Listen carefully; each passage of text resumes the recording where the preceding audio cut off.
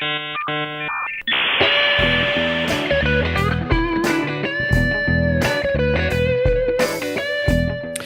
and welcome to another episode of Infoversity. My name is Jeff Hemsley and I'm coming to you from the School of Information Studies at Syracuse University. Our guest today is Aaron Revell, Information Security Officer and Director of IT Operations at Cynosure, which is a limited liability corporation. A 1996 graduate of the iSchool at Syracuse University, Aaron has built a career at the intersection of technology operations and cybersecurity leadership. At Cynosure, he oversees enterprise-wide information security and IT operations programs, guiding both leadership and technical teams to embed cybersecurity into every layer of business. From ensuring regulatory compliance and data protection to leading digital transformation initiatives, Aaron's work is all about balancing innovation with protection. Aaron is passionate about cultivating a security-aware culture, helping organizations not only defend against today's threats, but also prepare for tomorrow's challenges with agility and resilience. I met Aaron a couple months ago in Boston at an alumni event, and I'm really delighted that he came out to spend some time with us.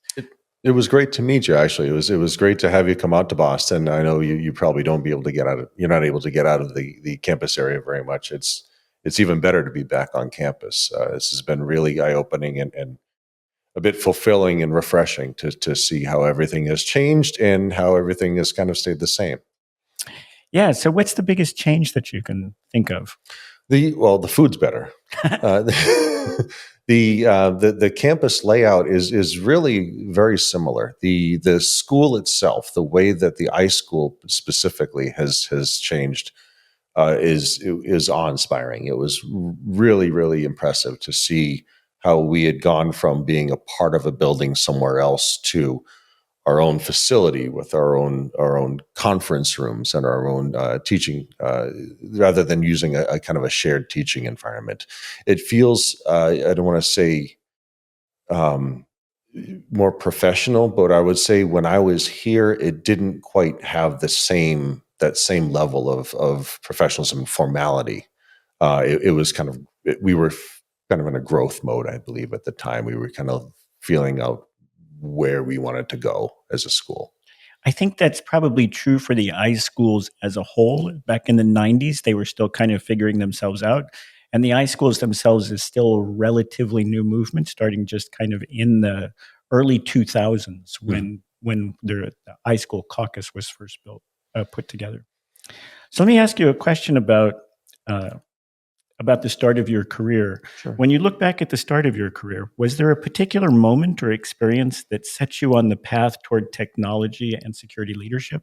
I think I mentioned when we met a little while ago, I kind of fell into IST. I kind of fell into the iSchool. What I know Syracuse was going to be my main choice. This is where I wanted to go to school, but I was selected as a student for IST.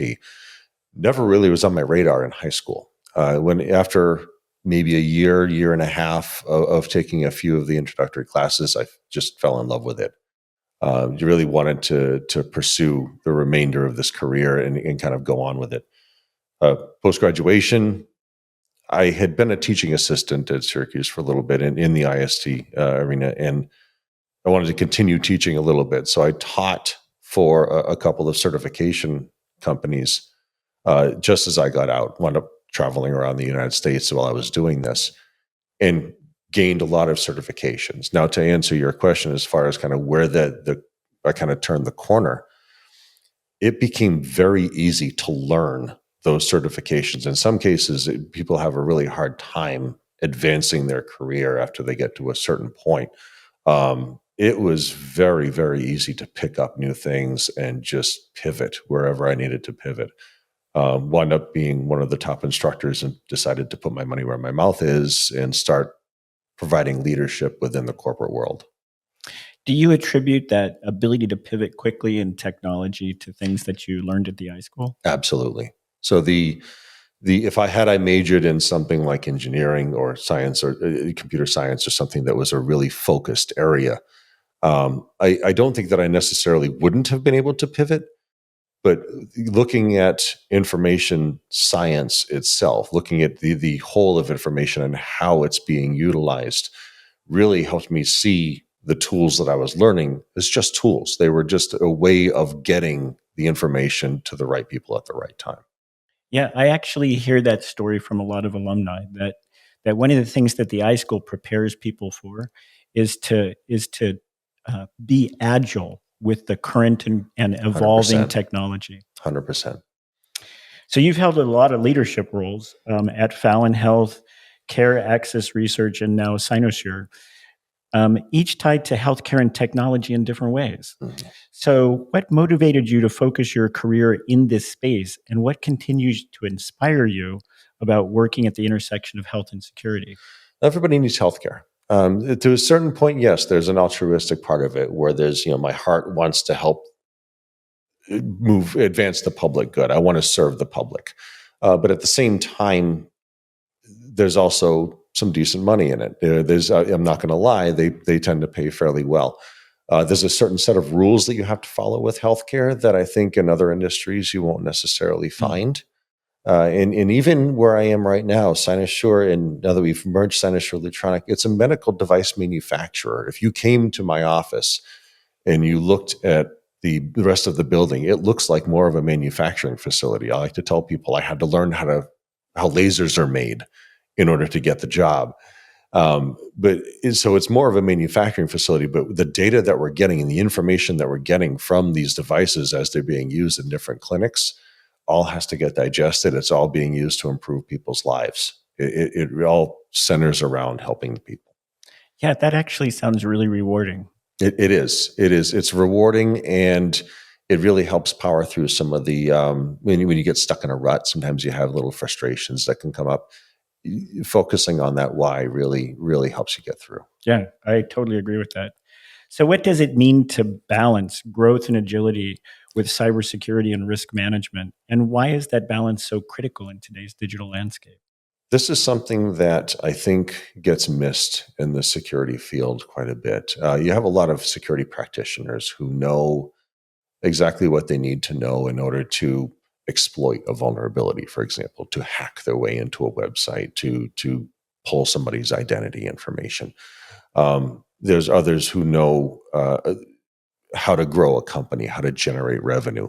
Bridging those two, that's really what information security and information technology is there for. Our job is to not make sure that we are protecting the data and keeping it sealed behind closed doors. It's to make sure it's getting to the right people at the right time. So when we're talking about information security in any type of a business environment, you have to be cognizant of the growth potential that this information can have. You have to be cognizant of the fact that the company might need to change direction. As a whole, security itself might need to change direction. There have been plenty of times where I've said yes and I wanted to say no. There are times that I had to say no, and it generated a lot of friction within the organization, especially at the upper echelon, where you're having to explain to a chief sales officer or a chief financial officer, we cannot do this because they don't like the word cannot. Instead, what you have to do is rephrase as, if we're going in this direction, these are the guardrails we're going to need to put in place to make sure that we're not breaking any rules and we're not putting ourselves on the wrong track or on a course where we're going to get in trouble. Yeah, I haven't really thought too much before about how balancing security and access can be such an issue for you guys, and being able to designate what the needed guardrails are seems key. So, your career has spanned IT operations, security, and executive leadership. What ties all those experiences together for you? I'm just going to say it. I'm a glutton for punishment. They are all three areas carry their own strengths and weaknesses. The thing that ties them all together is people. And it's a different element than when I was referring to kind of the public health space. In this case, the people is helping the company itself, helping the people within the company grow. To me, the best positions I have had have been leadership positions. I love working in security. I love working with technology. I am over the moon when I'm working with people. I absolutely enjoy that to no end. If I can help somebody grow and expand their career path, if I can help somebody look at information with a completely different lens and take a different perspective on a problem that they've been trying to tackle, and teach them a different way of thinking, that really rewards me.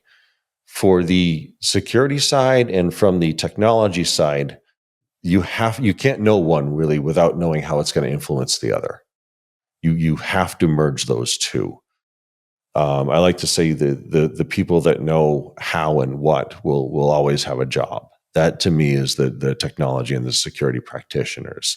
The people who know why are going to be the leaders. They're the ones that are going to be able to pull it all together and say, here's how we can use this within these guardrails to deliver the best solution.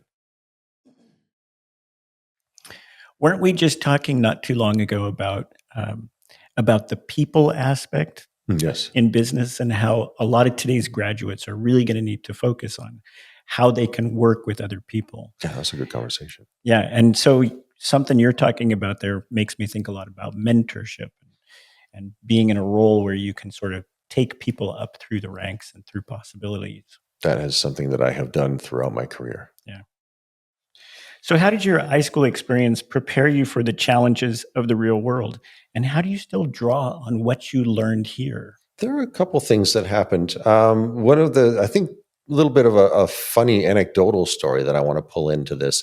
When I was here in 92 to 96, now, just to date things a little bit, 96 was 5 years before Wikipedia came out. So this is way predating a lot of the information technology we have right now. I was involved in kind of a pilot program that was being co-run among several different universities using a product called CUC-Me. CUC-Me was a weird way of using the internet to send video live of somebody's face to somebody else. And students from Cornell and Stanford were talking to people in Syracuse and Michigan. And it obviously that turned into things and evolved into Zoom and Teams and some of the technology everybody's using today. Now, this is back in, again, 1994. I think 95 is when we were piloting that program. The second part of it was I did a research project. I was able to participate in a research project for Dr. Ruth Small when she was here. And the focus there was on distance learning and the viability of distance learning, what kind of technology would need to be used there. And a lot of it didn't really catch fire until several years later. And then COVID happened and both exploded. And it was really interesting to kind of see the results of that. So when video conferencing first came out, you have everybody that's looking at themselves in the camera. They're trying to figure themselves out. How do I look? I'm looking at my own face. I'm not looking at the people that I'm supposed to be talking to or looking at the camera. Then you have people that have been in front of a camera before, or they understand how video conferencing works. And for me, I was already miles ahead. I had already dealt with that. This was second nature. So the anecdotal story that turned into a long story there. As far as how the iSchool prepared me,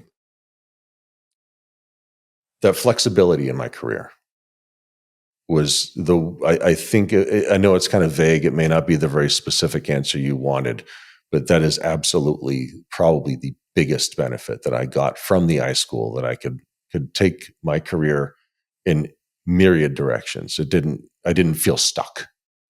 You know, what you're talking about makes me think about, so I'm just kind of passionate about technology, right? Like I've subscribed to Technology Today, different magazines that talk about technology.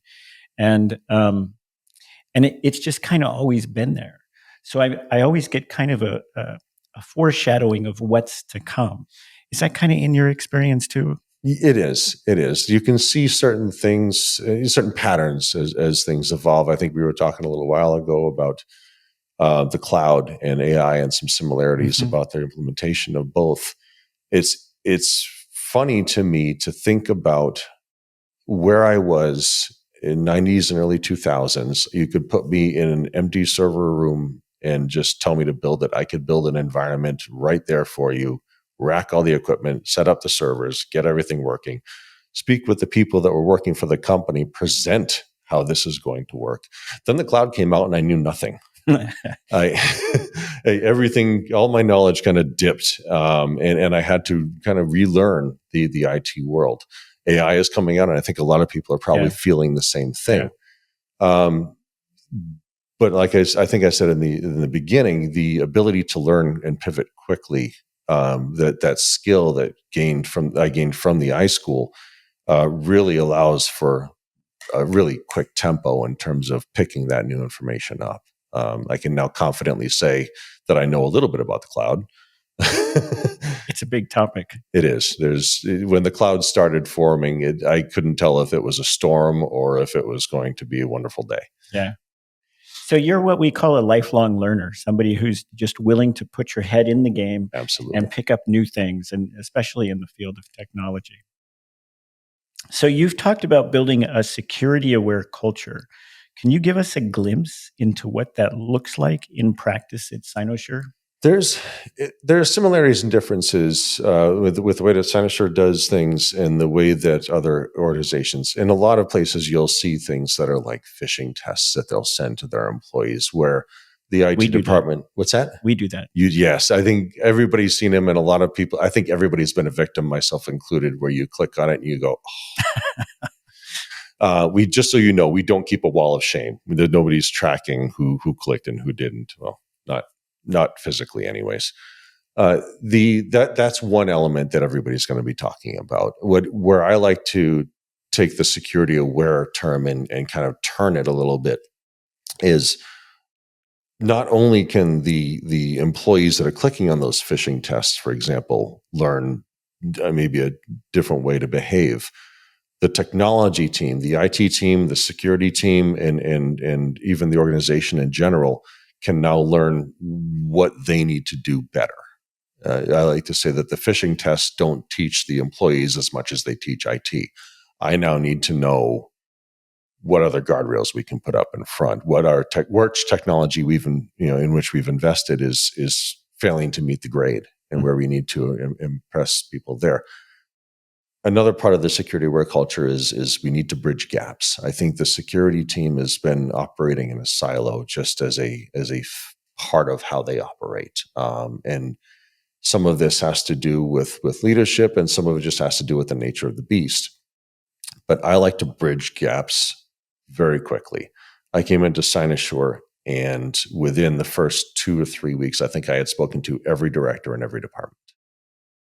As the information security officer, that's not something that I think is done very frequently. I don't think you'll see that a lot of places. But I was looking for what pain points people were encountering. When you think about security at this organization, what's a pain point? What kind of obstacles can I address for you? It tells me two things. One, if they tell me there's a pain point, maybe there's a better, more user-friendly way to put it in place. Maybe there's something that's going to work better for, again, the people that are making the money for the company. It also tells me something else. If they never mention something as a problem, it doesn't necessarily mean that we're doing it well. So maybe I need to take a look at the points that did not come up and see maybe we can bolster this aspect of security. Maybe we can beef up this castle wall, if you will, and add a little more protection without necessarily causing an impact to productivity. Yeah, so I hear you talking about the technology, but I also hear you talking about the people. Yes. And the way the organization operates, which is definitely a cultural kind of a perspective. 100%. A lot of people will say that people are the last line of defense. I don't like seeing it that way. I see them as a part of the defense. I think that it sounds like it's splitting hairs, but I don't think it is. They're just another part of your castle wall. Yeah. So I imagine you have training setups and things that you do for employees to make sure that they're... We do. And I try to, again, there you can find trainings that are 45 minutes long. No CEO is going to sit through a 45-minute presentation on security. Yeah. So what you do instead is you tier it and you tailor that training program to what people are going to need. I also do live webinars with some of the employees and walk through, okay, there's this new breach that's going out that involves Salesforce. Those of you that are using Salesforce, you probably want to know about this. Here's how they're being exploited. It's a live, interactive way of talking about something that is very real and very very much something they need to keep at the front of their mind that day and going forward. Yeah. So for students who want to pursue a career in cybersecurity or IT leadership, what skills or mindsets should they focus on developing right now while they're at the iSchool? I talked about this a little bit in a presentation I gave last night. There's a way of thinking called a growth mindset. If you are going to be in security, I think regardless of what career you're going to take on, a growth mindset is going to serve you very well. But you can always tell the leaders that don't necessarily have a growth mindset. They're very fixed in the way that they think. They're very rigid. There's a lot of can't and a lot of negativity in the way that they operate. Growth mindset will take criticism willingly and use it as an opportunity to advance. The other thing that I like to point out is even in security, why is extremely important. If you're going to come back and tell somebody we can't do this or we need to put in this policy that will restrict something in some way, you need to be able to explain why. If you're writing a policy, a formal policy for the organization, and you're going to ask the CEO to sign off on it, you better be able to explain why a policy needs to exist. If you can't justify it, it ain't going to sell. That's a great answer. You know, what it makes me think of is our students and picking up a growth mindset, and why some of our alumni feel that way probably is because when I interact with our faculty, most of them seem to have that kind of growth mindset. So maybe they're just modeling that for our students in a way that's worked out really well for our alumni. It's a wonderful thing, and I wish it wasn't termed a soft skill because I think it downplays the importance. It's vital. Yeah, I totally agree with that. Okay, if our listeners take away one message about cybersecurity and leadership from you, what do you hope it is? Keep at it. That is the smallest way I can put this. I could talk for hours on this topic, but keep at it. This field will be at once exhilarating and exhausting for you. You will have days that you are giddy to get up and go to work. You cannot wait. And there will be days that you don't want to get out of bed. You don't want to deal with whatever meeting is on your calendar. You know that there's an incident that's happened that you need to tackle. Right now, my team is tackling one as we speak. It happens. It's part of the game. You need to look at it not even as a marathon. You need to look at it as almost an endless marathon. You need to keep at it. Never stop learning. IT needs to be a couple steps ahead of the business in order to better enable them. Security needs to be a couple steps ahead of IT in order to make sure that the guardrails are there before the road's built. And the leaders need to be ahead of all of that and keep on top of it. And it will get tiring, but it is so rewarding. I very much appreciate you coming and talking to us. It was great.